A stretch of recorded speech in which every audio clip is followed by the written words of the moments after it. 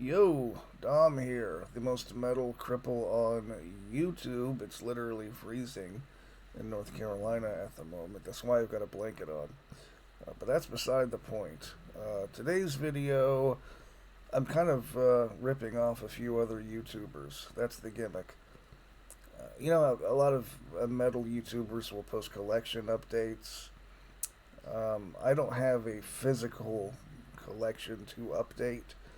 I mean, I have CDs, but because of my handicap, I tend to stream most of the stuff that I listen to. So, in an effort to show you what I've been listening to lately, I'm just gonna pull up their pages on the Metal Archives and talk about them that way, instead of physically holding up an album. Instead of doing the show and tell thing, I'm just gonna talk about a few records I've been jamming lately. I do have a column on my website, link in the description area, rrincorporated.blogspot.com. I have a column called Now Playing where I talk about a couple of the records I've listened to that month or so. But this is in addition to that. I just wanted to talk about a few albums. I've pulled up four. Let's talk about four albums that Dom has been listening to lately. Uh, okay, so yeah, Lord Belial. Lord Belial is one of my favorite black metal bands, and I made it a point last night when I listened to this.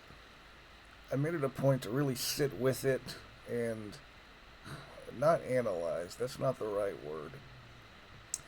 I wanted to sit with it because I have a bad habit when I'm listening to something. A lot of times I will I know I'm ADD. Undiagnosed, but I'm confident that I'm ADD. And I'll have a thought and I'll follow that thought.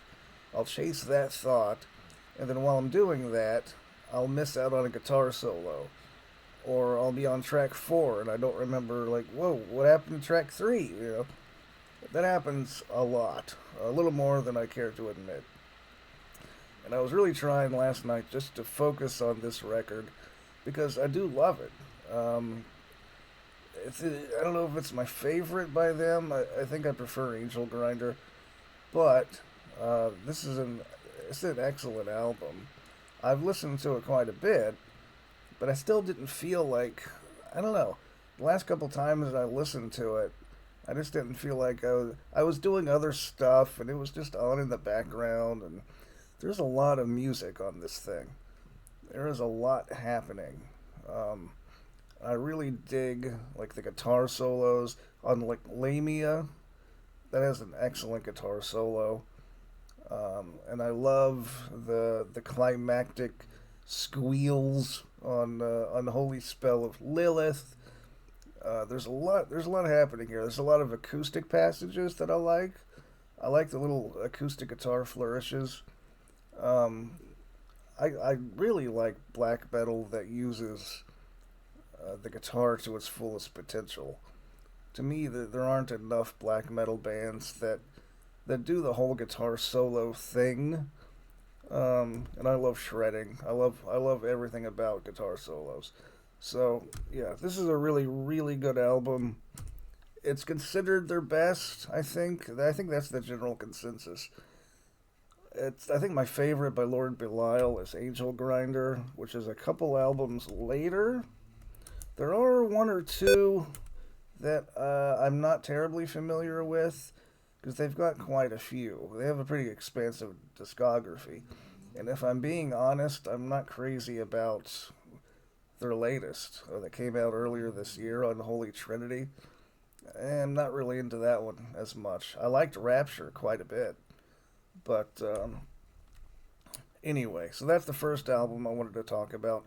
Enter the Moonlight Gate, Lord Belial, their second album, 1997. And then from there, we go to Nevermore. Nevermore is one of my favorite bands. If I made a top 10, which I might do at some point, I hate ranking stuff. I'm terrible at ranking.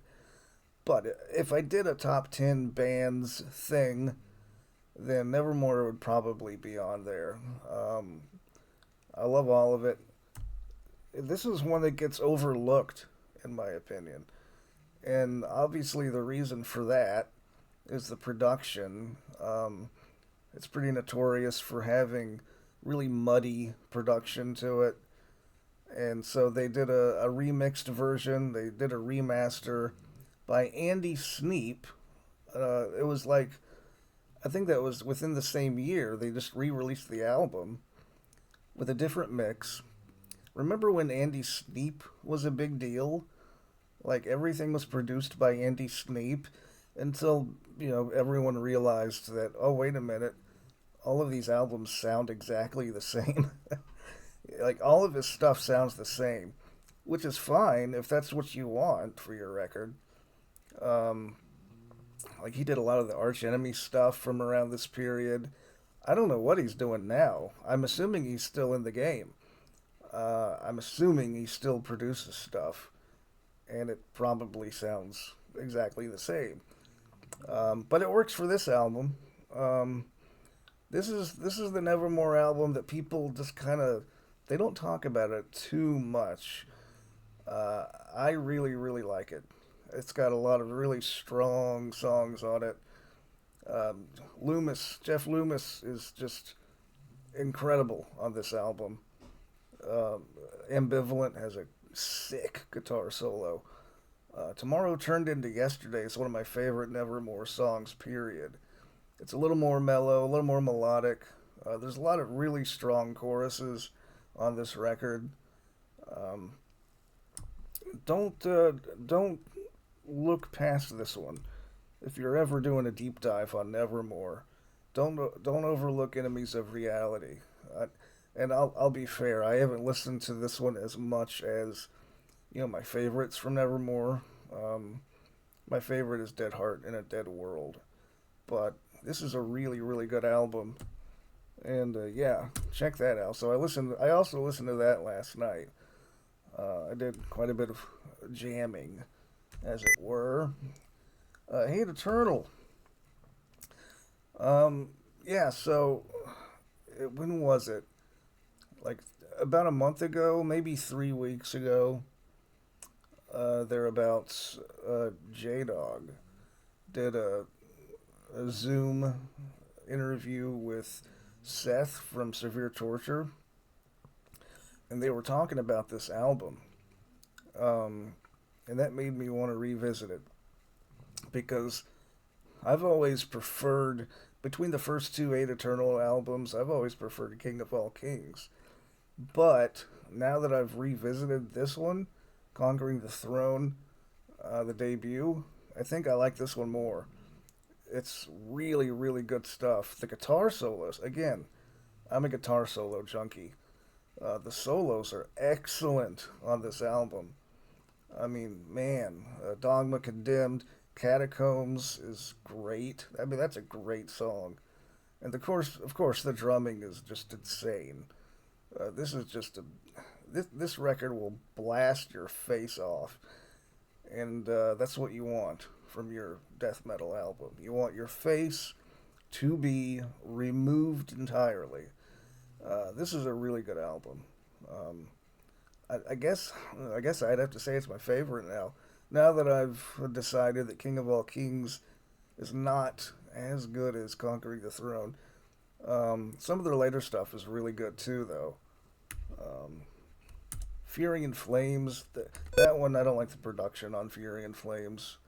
It sounds really rough, but man, their last three though, their last three have all been really good.